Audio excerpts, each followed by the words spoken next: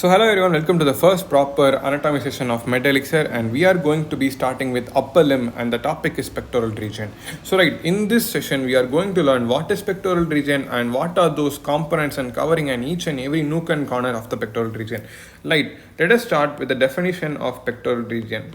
Let us point out which region is the pectoral region. This region is over the chest or covering your chest region that connects what it is connecting. So it is connecting the anterolateral part of chest to that of the upper limb. So upper limb, there is a connecting link between the chest region and the upper limb is your pectoral region. So next we are going to see what are those forming the pectoral region, or what are the components and coverings of the pectoral region.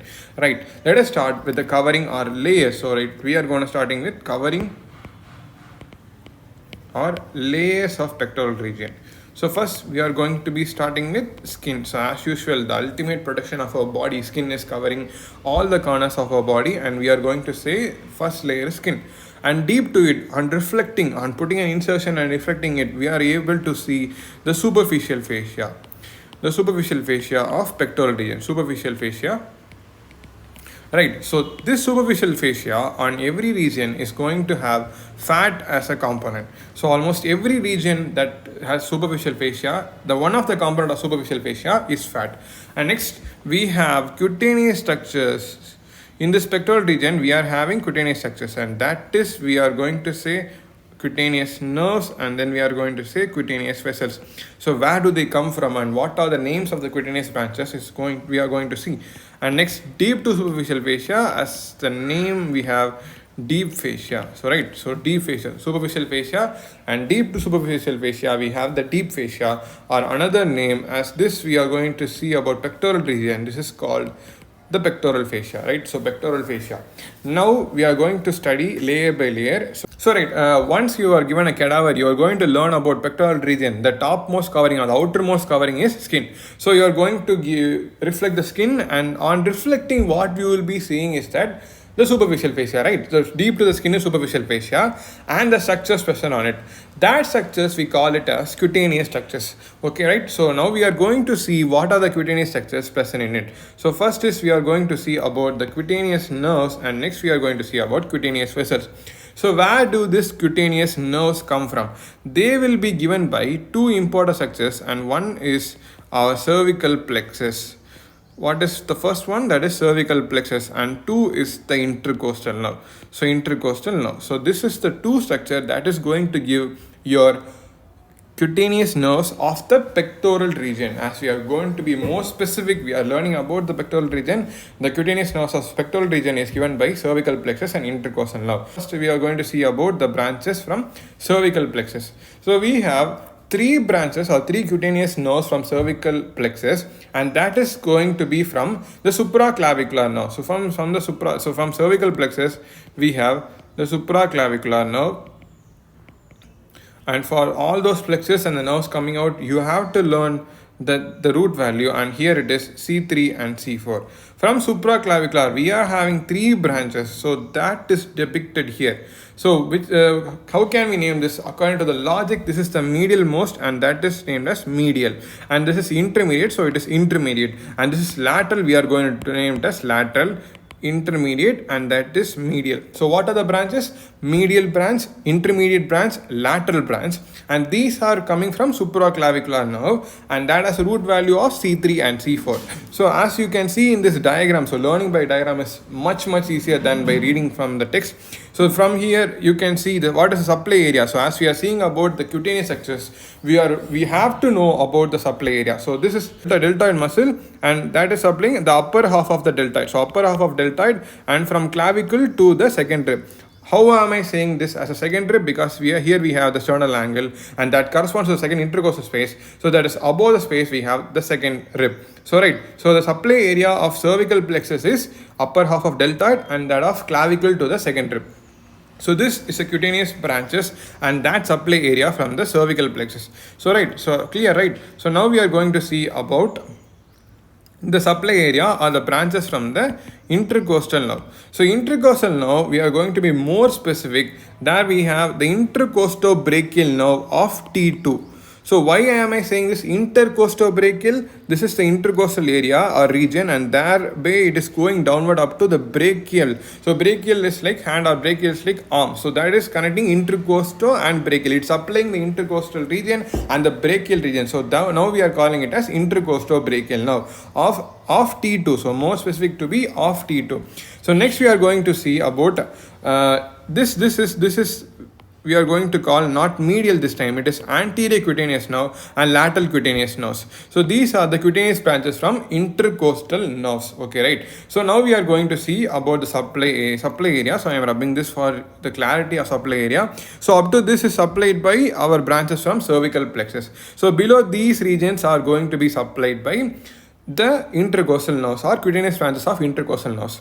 So what is this region? So simply name it as below the second rib, and then we have the axillary region. Maybe we can say more specifically floor of axilla, and then we can divide this arm into medial part, and this is the lateral part. So now we are supplying the medial half or medial side of the arm down or below the second rib, and then we are going to say flora of axilla. This is the supply region of the nerves, of the cutaneous nerves and the intercostal nerves. So that is all you have to know about the cutaneous nerves. Now we are going to see about the cutaneous vessels. So as there we have two components or two major structures from which the cutaneous nerves arose, the same way we here have two important vessels or artery from which we have the cutaneous vessels. So first artery is internal thoracic artery. So right, internal thoracic artery, and second one is posterior intercostal artery. What do we see there? We saw there as intercostal now, not anterior or posterior, but here we have the posterior intercostal artery. So now we are going to see the branches from it, then we have branches from it, and then we will be concluding the cutaneous structures. So right, so first cutaneous vessel, we are going to see about the branches of internal thoracic artery. So what branches does it give? Not we are going to name it as something like medial, lateral or intermediate. We are going to finish it with perforating branches. So what branches it is? Perforating branches. So these are perforators. We have first perforator, second perforator, third perforator. And in females, so this is most important, in female, the second, third and fourth. In that the fourth is large, these three are large, and they are going to supply the breast.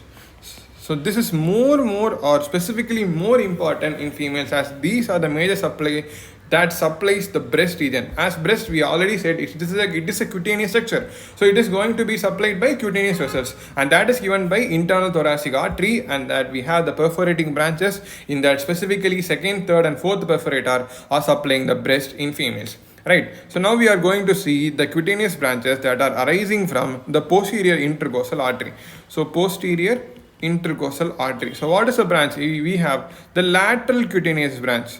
As perforators, so let me mark in the diagram, as perforators are coming halfway, see, these are the perforators, and this is the internal thoracic artery, and this is the perforators. As that is covering the medial part, we are going to see about the lateral half is uncovered. So we need cutaneous branches for lateral region, and there we are giving the lateral cutaneous branches, right? That is coming from the posterior intercostal artery, not intercostal artery, it is posterior intercostal artery. So these are the cutaneous vessels and cutaneous nerves of the pectoral region. Now we are going to see about this. This is a supply area, or a little word about dermatomes. So you can see the dermatomes are regions of skin that is supplied by a single spinal nerve. A single spinal nerve supplies that region of a skin, and that is called dermatome. So you can see the distribution of dermatome of the pectoral region, right? So C3 and C4, as we already said, that belongs to the supraclavicular nerve. Supraclavicular nerve is that region, and we had three cutaneous branches. That what are they? Medial, intermediate and the lateral branch. So there we have the upper half of deltoid and up to the second rib, and below those are from the intercostal nerve as depicted in the figure. So right, so next cutaneous structure we are going to see is the platysma. This is the platysma, this is your neck region, and this is the platysma we have here. This is a cutaneous muscle, not a deep muscle. General speak, we say that superficial fascia, deep fascia, and deep to the deep fascia we have all those muscles, but here we have a muscle that is cutaneous, that is superficial fascia, platysma, and then we have the deep fascia. So what you have to know are what are the key points to be noted about this platysma. So one is it is a subcutaneous muscle, right? So subcutaneous muscle, this is the main point we have been insisting from the front.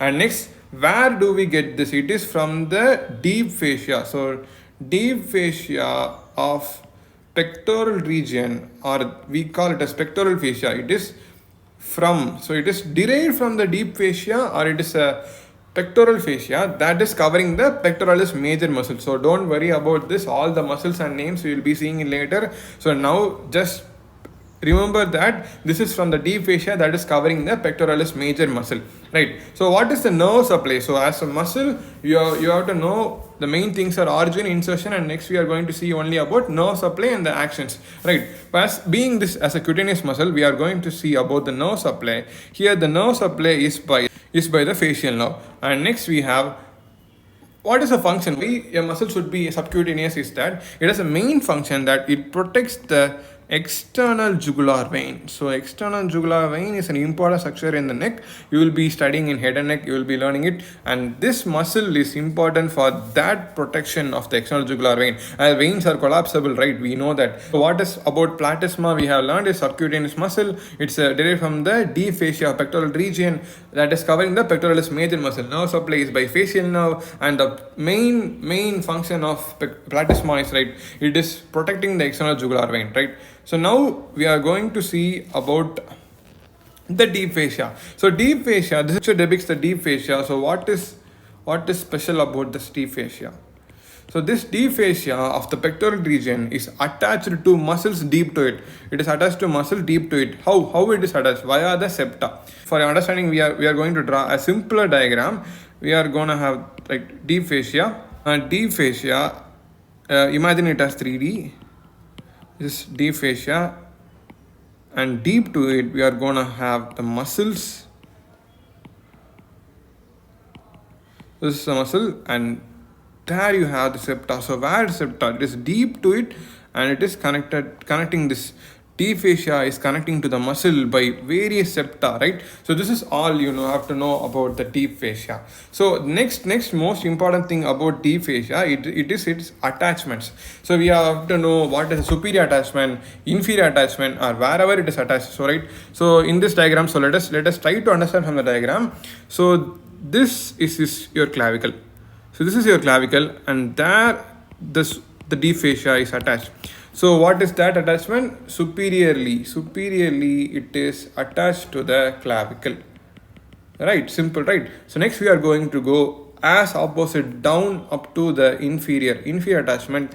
It is continuing as the fascia of thorax along with the rectus sheath. So rectus sheath, don't worry, it is going to be structured from the abdomen. So now remember, along with rectus sheath, it is continuous fascia of thorax, right? Fascia of thorax. This is the inferior continuation or attachment. And next we are going to see anterior attachment. This is simple as it gets. Here is your sternum, and to it is attached, and the anterior attachment is to the sternum. And next we are going to go to the outskirts, right? So this is infralaterally and this is supralaterally, right? So the both attachments we are going to read supralateral and infralateral. Supralateral and infralateral. Supralaterally it is going and covering, as you can see, it is connecting with the fascia covering deltoid. So fascia covering deltoid, simple, right? So next we are going to see infralateral continuation. Here it's infralateral. So here we have the axillary region, and what is going to do? It is going to be continuing as axillary fascia. So quick recap: superiorly it is attached to the clavicle, inferior to the thorax of the thorax fascia along with the rectus sheath, and anteriorly, simple as it gets, sternum, and supralaterally to the fascia covering deltoid, and infralaterally to the axillary fascia. This is all you need to know about the deep fascia of the pectoral region. Now we are going to learn about the muscle names of this muscle names. What are the muscles of the pectoral region, right? So we have three muscles. One is pectoralis major muscle, and then we have pectoralis minor muscle, and then we have the subclavius. So as this name suggests, subclavius is below the clavicle. So below the clavicle, then the muscle we call as subclavius muscle. So now let us see about each and every muscle, about their origin, about their insertion and their nerve supply and the movements or the actions of the muscle. So let us start with pectoralis major. So the most superficial is pectoralis major muscle, and under the cover of pectoralis major muscle we have pectoralis minor muscle, right? So if we reflect or if we detach the pectoralis major muscle, we will be able to see the pectoralis minor muscle. So in practical life, this is our majors, that is pectoralis major muscle. And what is its origin? So let's talk about the origin of pectoralis major. It origin as 4 fibers. So it depend upon, we name the fibers depend upon the origin or place of origin. So see this diagram. We are going to mark this as clavicular fibers. CL is clavicular fibers, and MB, that is manubrial fibers, and SC is sternocostal fibers. And these fibers, these down below here, are aponeurotic fibers. So what are those four fibers? Clavicular, manubrial, sternocostal, and then we have the aponeurotic fibers.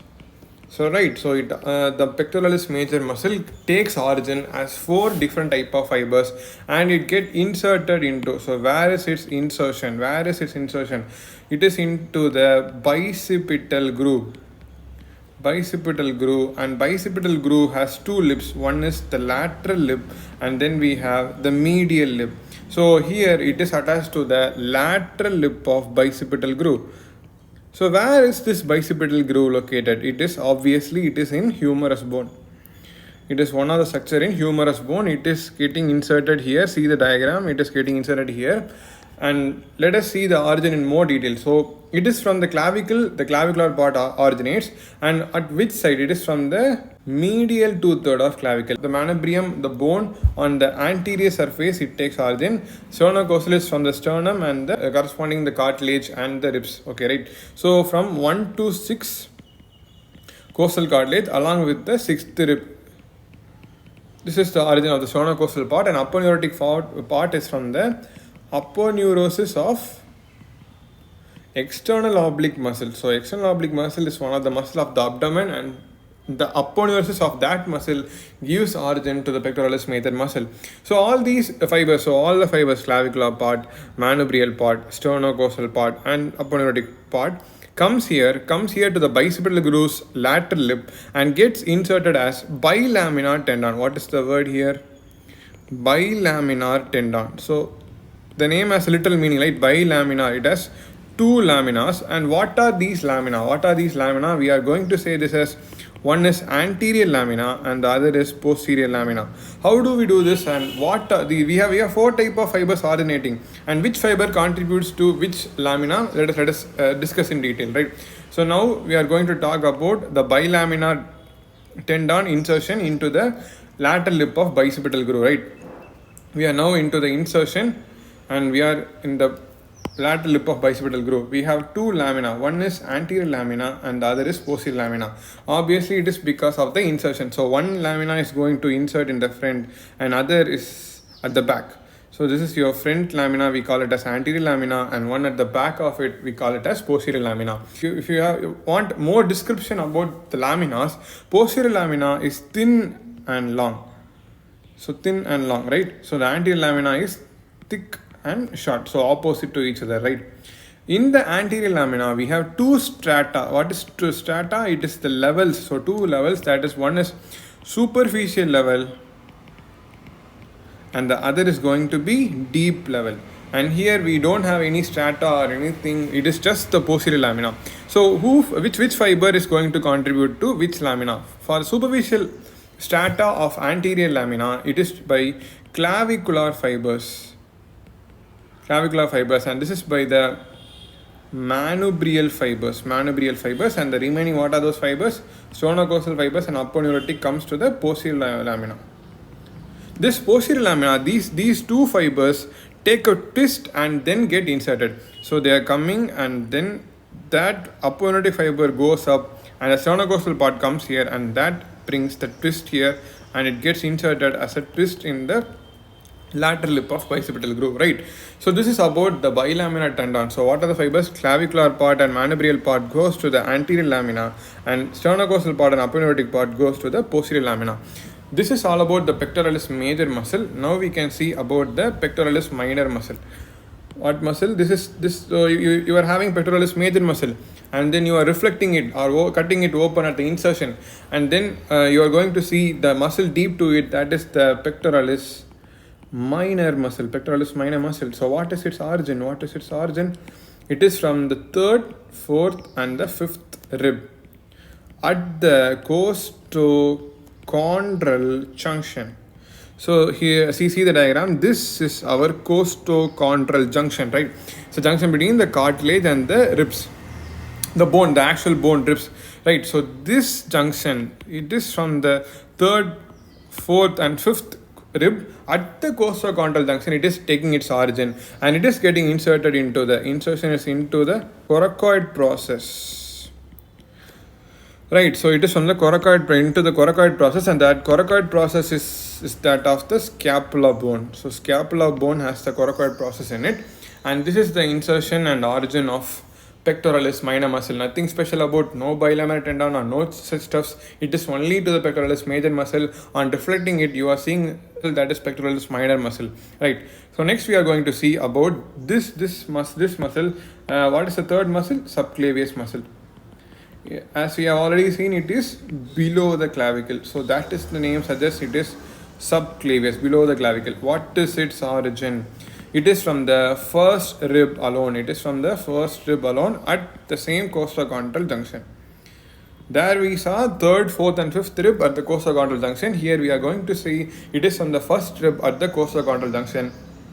An insertion is into the subclavian groove. This name is very, very important. Subclavian groove. This muscle subclavius gets inserted into subclavian groove. Easy, right? So where is this structure situated? Subclavian groove is in the clavicle bone part, and it is at the middle 1/3 of clavicle. Middle 1/3 of clavicular bone has the structure called subclavian groove, and into that subclavian groove the subclavius muscle is getting inserted, right? So this is about the three muscles. What we have seen up to till now is that we have seen about pectoralis major, origin and insertion, and about the bilaminar tendon, pectoralis minor muscle and subclavius muscle. Now about the nerve supply, we are going to see about the nerve supply of the muscles. Let us start again. We have just three nerves we are having in the pectoral region. Nerve supply, right? So we have medial pectoral nerve, lateral pectoral nerve, and nerve to subclavius. The third nerve is easiest, as the name suggests, it is going to supply the subclavius muscle. So these two nerves, medial pectoral nerve and lateral pectoral nerve, both supply both pectoralis major and pectoralis minor muscle. Now, there is one specialized structure in the pectoral region, what we call it as clavipectoral fascia. What is this fascia? This fascia is, if once you reflect pectoralis major, you are expected to see the pectoralis minor muscle, but there is a fascia, there is a layer of fascia covering the pectoralis minor muscle that is extending from the clavicle to all through the pectoral region down to the abdomen, and that fascia we call it as clavipectoral fascia. We will be seeing about this in detail at the end of the session, or that will be the last topic of the session. But remember, there's a clavipectoral fascia and the lateral pectoral nerve, right? Lateral pectoral nerve pierces the clavipectoral fascia. It is coming from the back. It is piercing the clavipectoral fascia, and then it is supplying which muscle? It is pectoralis major muscle, right? Lateral pectoral nerve pierces the clavipectoral fascia to supply the pectoralis major muscle. So now we are going to see about, we have seen about the origin, insertion, nerve supply, and now the last topic of the muscles is movement. So which muscle does which movement, right? So that is based upon the insertion, right? So now we are going to see about the movements of the muscle. That is, first we are going to start with pectoralis major muscles movement. So what is it going to control? It is going to control the movement of shoulder joint. That directly affects the movement of arm. So we have two movements as full muscle. So full pectoralis, the whole of the pectoralis major muscle is going to control two actions. One is adduction of arm and the other is medial rotation of arm or medial rotation of shoulder joint. So both is going to influence the arm part of the hand. So that is going to be adduction and medial rotation. And specifically about the clavicular part. Clavicular part is going to do the flexion of arm. Flexion of arm. And next, the last sternocostal part is going to do the extension of arm. So how you remember this? We have the sternocostal part, sternocostal, and extension. So the T is common. There is no T in flexion, clavicular part. There is no T in clavicular part. So no extension by clavicular part. But there is extension. There is T in sternocostal part, and then it is going to do the extension of the arm. So this is the movement of the pectoralis major muscle. Now we are going to see about the movements of pectoralis minor muscle. Pectoralis minor. Again, we are going to see the movements concerned with shoulder joint. What it is going to do? It is attached to the where we saw that as coracoid process of scapula, right? So that it is going to depress the shoulder. So see this diagram. This is the depression of shoulder. Depression of shoulder. Next muscle is going to be subclavius muscle. But subclavius is the muscle below the clavicle, so it is attached to the clavicle. So only one job it is to be concerned with the clavicle, right? So it stabilizes the clavicle during the movement of shoulder joint. So during the movement of shoulder joint, it is going to stabilize the clavicle. Subclavius muscle is going to stabilize the clavicle. So in the next structure we are going to see is clavipectoral fascia, a specialized structure that is covering the whole of the pectoralis minor and the subclavius. Let us see about it. So if you see, this is the diagram number 2, that is a view from the front. So you will be having the muscle, right? What is this muscle? As we have already seen, that is going to be our pectoralis major muscle, right? What you will be expecting is that on removing the pectoralis major muscle, you will be directly seeing the pectoralis minor muscle, but that doesn't happen. On removing the pectoralis major muscle, a fascia is covering that muscle and the subclavius muscle. So that fascia, that is which is deeper to the pectoralis major muscle, is we call as clavipectoral fascia. As the name suggests, it is extending from the clavicle, right? So that is the name come from clavicle, and it is as a part of pectoral region. So it is called clavipectoral fascia. So this come to diagram number 1. This is a sagittal section or sagittal view. Pectoral fascia. What is that pectoral fascia? As we have already seen, it is a deep fascia covering the pectoralis major muscle or pectoral region. And next, this is the pectoralis major muscle, and this is our clavipectoral fascia. As you can see, it is extending down below the pectoralis minor muscle and up to the subclavius muscle, and it is enclosing the subclavius muscle which is below the clavicle. So now we are going to study about the extensions of clavipectoral fascia and some of the features of clavipectoral fascia. So as we have already seen, it is deep to pectoralis major muscle, and it is extending from clavicle to axillary fascia. Whole of the pectoralis minor and subclavius is covered, and it is extending up to the axillary fascia, from the clavicle to the axillary fascia. This is the first point, and the second is it has two splittings. It split at two places. One, why is the reason it is splitting? It is to enclose two muscles. One is going to be our pectoralis minor, and the other is going to be our subclavius muscle. So come to diagram number 1. This is the first split. As you can see, it is splitting and enclosing the pectoralis minor muscle, and then it is going another splitting, and that is enclosing the subclavius muscle. So it has two splittings and encloses two muscles, that is pectoralis minor muscle and subclavius muscle. Now we are going to see about the extensions or attachments of this clavipectoral fascia, right? So first, medial, let's go as from easier to tough. Medially, what it is going to do? Medially, it is attaching to the external intercostal muscles. So these are muscles of intercostal areas. We have internal intercostal, external intercostal, etc. That to that muscles it is attaching medially, and to and laterally it is attaching to the coracoid process. Again, coracoid process, because it is enclosing the pectoralis minor muscle fully, right? So coracoid process here you can see in the diagram number 2, it is just extending up to it and attaching to it. And inferior to the pectoralis minor muscle, as we have already seen, it is extending up to the axillary fascia. It is continuous as a new word here, suspensory ligament. Suspensory ligament.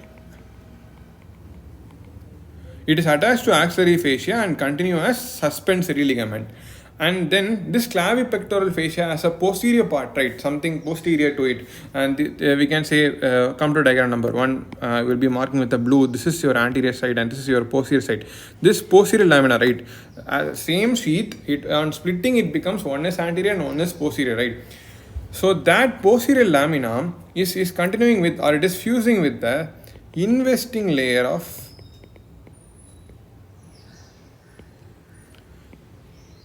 cervical fascia. Right, cervical region, there is a deep fascia, and the deep fascia has 2 layers, and among the two it is continuous with the investing layer of deep cervical fascia. That is which part? The posterior lamina. The posterior lamina of clavipectoral fascia is continuous with the investing layer of cervical fascia, or the deep fascia of cervical region, right? So this is all about the clavipectoral fascia. So as you can see, we have seen all the structures except the breast. That will be coming as a separate video. So this is the end of the pectoral region session, and hope you understood each and every nook and corner of the pectoral region, and the breast will be coming out as a separate video as soon as possible. So thank you, and continue watching Mental Elixir.